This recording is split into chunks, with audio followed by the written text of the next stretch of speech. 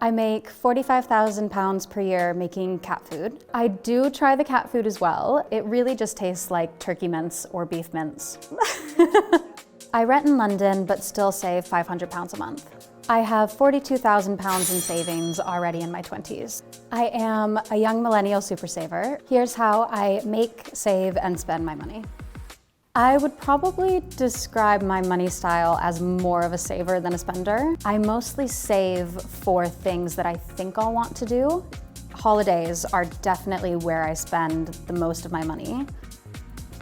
I like to save up my time and my money and go on big trips, kind of once or twice a year. I probably spent £2,500 on a trip to Brazil in December last year. And I'm going to Valencia for a friend's 30th birthday. I estimate I'll need £500. So I basically divided that out and decided to set aside £72 a month to reach that goal. He's renting like 4 villas surrounding a pool.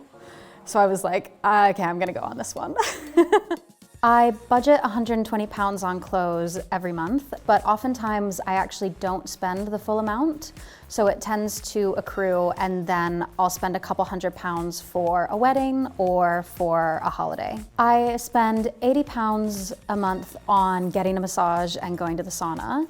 And then I also spend about £50, £60 a month on beauty products. I consider my health and wellness category to be a non-negotiable.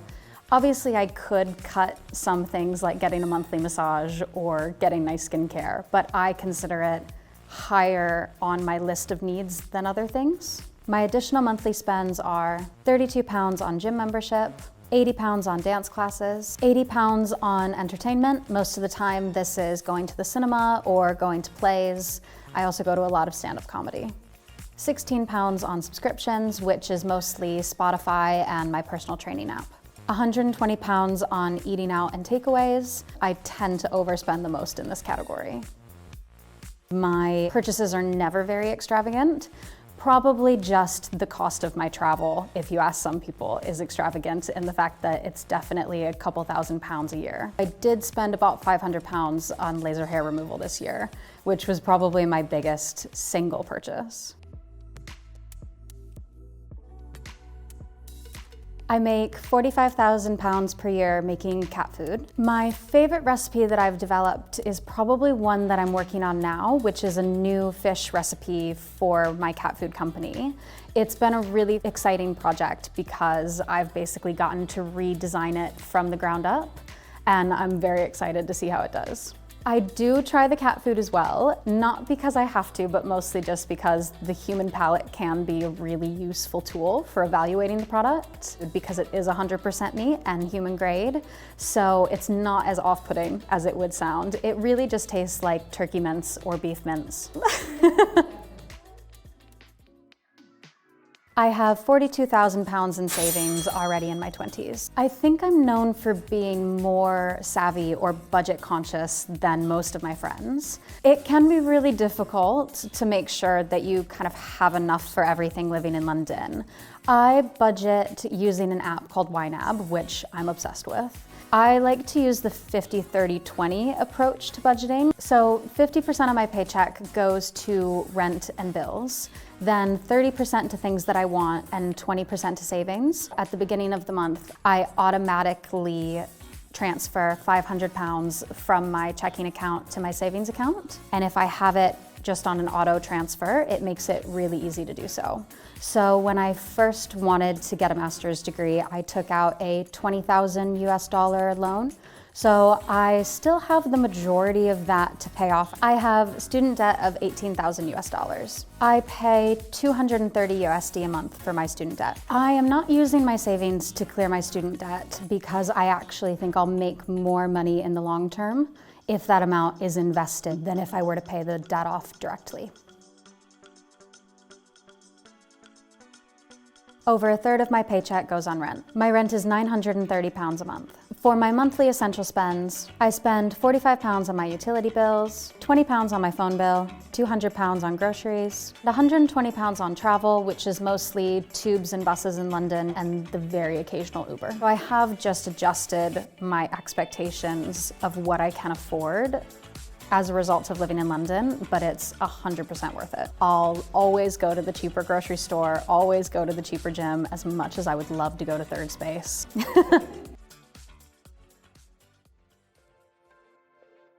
I think I have more money anxiety now as an adult, just because all the choices are my own. Growing up, I was always very conscious of the money that I spent because it was my parents', so I wanted to spend it wisely. Now that it's mine, I think I'm probably even stingier with it, or even more careful with it. I always would ask my dad how much he makes, just out of curiosity's sake.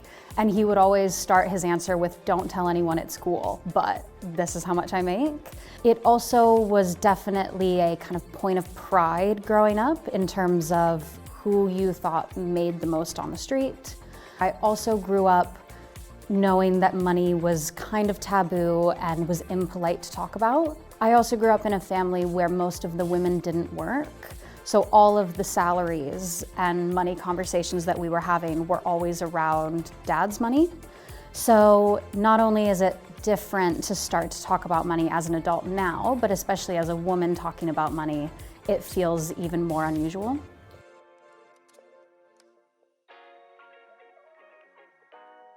I think I would like to get to a point with my finances where I can spend without so much stress.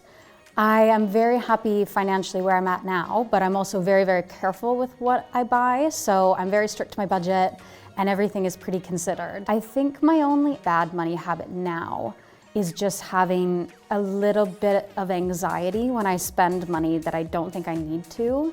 I'm definitely trying to save as much as I can. I know I would like to buy a house at some point in the next kind of 10 to 20 years.